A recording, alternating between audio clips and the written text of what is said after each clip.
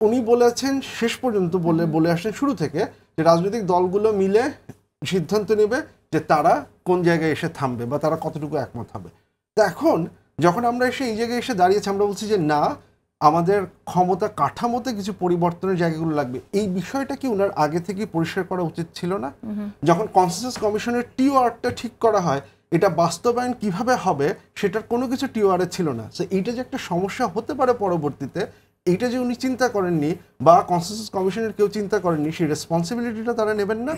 আমাদের সবাইকে যার যার রেসপন্সিবিলিটি নিতে হবে, তাহলে অন্তর্বর্তীকালীন যে সরকার তার রেসপন্সিবিলিটি তাকে নিতে হবে। আমি এই যে কনস্পিরেসির কথাটা যে শুরু হলো, হ্যাঁ, আমি কোনো কিছুকে এত সহজে কনস্পিরেসি বলতে রাজি না, কোনো কিছুকে এত সহজে ষড়যন্ত্র বলতে রাজি না। ইনক্যাপাসিটি, আমি কাজ করতে পারছি না, আমি কাজে করতে ব্যর্থ, আমি আইন শৃঙ্খলা পরিস্থিতি ঠিকঠাক মতো সামলাতে পারছি না, এটা আমার ইনক্যাপাসিটির কোয়েশ্চেন, এটা কনস্পিরেসির কোয়েশ্চেন না। সো আমি কনস্পিরেসি দিয়ে আমার ইনক্যাপাসিটি আমি ঢাকতে পারবো না, দ্যাটস মানে প্রিটি ক্লিয়ার। এবং একই সাথে মানে এই কারণে আমরা যখন মানে কনস্পিরেসি হচ্ছে বলি, আমাদের একটু চিন্তা করা দরকার যে আমরা আসলে কোন প্রেক্ষিতে বা কোন প্রেক্ষাপটে এই কথাটা বলছি। সকল ইনক্যাপাসিটি কনস্পিরেসি দিয়ে ব্যাখ্যা করা যায় না। কি মনে হয় প্রধান উপদেষ্টা যখন বলেন তখন কি তার কাছে তথ্য ছাড়াই কথাগুলো বলেন কিনা? আমি জানি না তিনি তথ্য ছাড়া বলেন কিনা, কিন্তু আমার যে জায়গাটায় প্রশ্নটা হচ্ছে যে আমি যেটা দেখি হচ্ছে গিয়ে অনেক ক্ষেত্রেই তার ক্যাপাসিটির অভাব দেখি। আমি আইন শৃঙ্খলা পরিস্থিতি নিয়ন্ত্রণে তার ক্যাপাসিটির অভাব দেখি। আমি হচ্ছে রাজনৈতিক দলগুলোর সাথে কিভাবে ডিল করতে হবে, ইভেন কনসেনসাস কমিশনটাকে কিভাবে হ্যান্ডেল করতে হবে, এইটার ক্ষেত্রে আমি তার ক্যাপাসিটি। আমরা কিন্তু এই কথাটাও শুনেছি সরকারের ভেতরে সরকার আছে, তো তাহলে হচ্ছে কি, তাহলে তো এগেইন, তাহলে আপনি যদি সেটাকে কন্ট্রোল করতে না পারেন, আপনাকে তো হচ্ছে কি, আপনি বলছেন আপনি অভ্যুত্থানের সরকার, অভ্যুত্থান পরবর্তী বাস্তবতায় আপনাকে বসানো হয়েছে, আপনি কোনো কিছুই যদি কন্ট্রোল করতে না পারেন তাহলে তো আপনি ব্যর্থ, তাহলে আপনাকে সেই ব্যর্থতা স্বীকার করতে হবে যে আমি কাজ করতে পারছি না। তো আপনি সেটাও স্বীকার করবেন না, আবার বলবেন যে আমার এটার মধ্যে দিয়ে চলে আসছে। এবং কিছু কিছু জিনিসপত্র তো খুব পরিষ্কার। দেখুন, আমাদের প্রধান উপদেষ্টা দীর্ঘ সময় ধরে বলে আছেন অল্প সংস্কার বেশি সংস্কার, এবং উনি এই যে সংস্কার, আজকে আমরা যে জায়গাটা এসে দাঁড়িয়েছি, টু বি ভেরি অনেস্ট, তার একটা রেসপন্সিবিলিটি কিন্তু উনার ঘাড়েও পড়ে। কেন পড়ে আমি এটা বলছি, যে উনি বলেছেন শেষ পর্যন্ত বলে আসেন শুরু থেকে যে রাজনৈতিক দলগুলো মিলে সিদ্ধান্ত নেবে যে তারা কোন জায়গায় এসে থামবে বা তারা কতটুকু একমত হবে। তো এখন যখন আমরা এসে এই জায়গায় এসে দাঁড়িয়েছি, আমরা বলছি যে না, আমাদের ক্ষমতা কাঠামোতে কিছু পরিবর্তনের জায়গাগুলো লাগবে। এই বিষয়টা কি ওনার আগে থেকে পরিষ্কার করা উচিত ছিল না? যখন কনসেনসাস কমিশনের টিওআরটা ঠিক করা হয়, এটা বাস্তবায়ন কিভাবে হবে সেটার কোনো কিছু টিওআরে ছিল না। সো এইটা যে একটা সমস্যা হতে পারে পরবর্তীতে, এইটা যে উনি চিন্তা করেননি বা কনসেনসাস কমিশনের কেউ চিন্তা করেননি, সেই রেসপন্সিবিলিটিটা তারা নেবেন না। আমাদের সবাইকে যার যার রেসপন্সিবিলিটি নিতে হবে, তাহলে অন্তর্বর্তীকালীন যে সরকার তার রেসপন্সিবিলিটি তাকে নিতে হবে।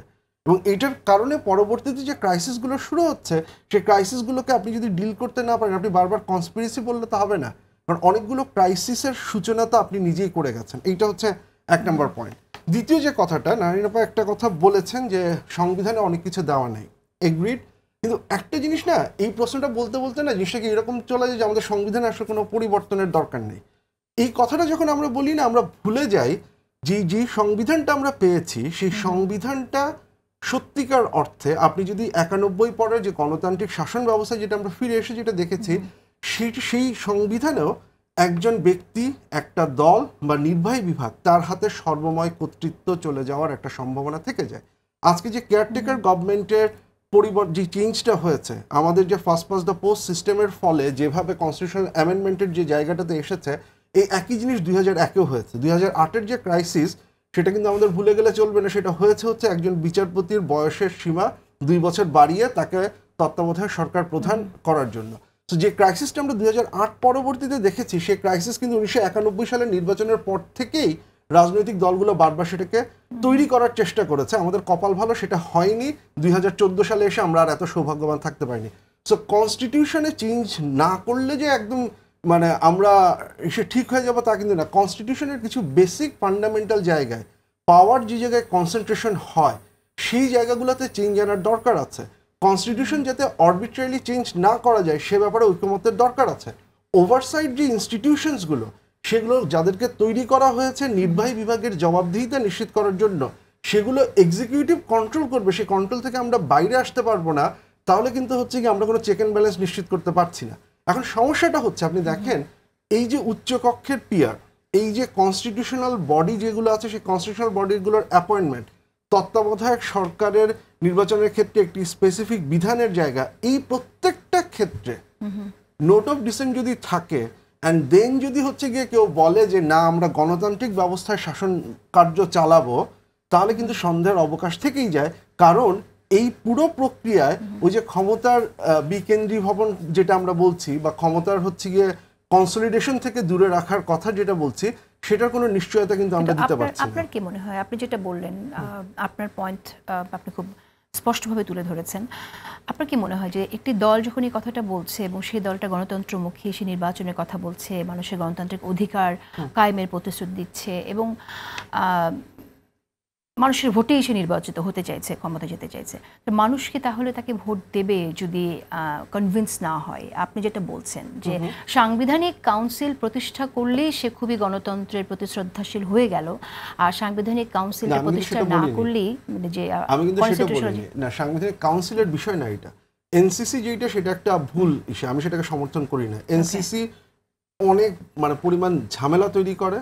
কিন্তু আমি যেটা মনে করি, যেমন বিএনপির নিজস্ব, যে বিএনপির 31 দফার 9 নম্বর দফায় বিএনপি যে কথাটা বলেছে যে অল পার্টি পার্লামেন্টারি কমিটির মাধ্যমে, ভেটিং এর মাধ্যমে তারা হচ্ছে এই যে ওভারসাইট যে কমিটিগুলো আছে সেগুলোর প্রধান তারা নির্বাচন করবে। বিএনপি সেই প্রস্তাবেই রাজি হোক,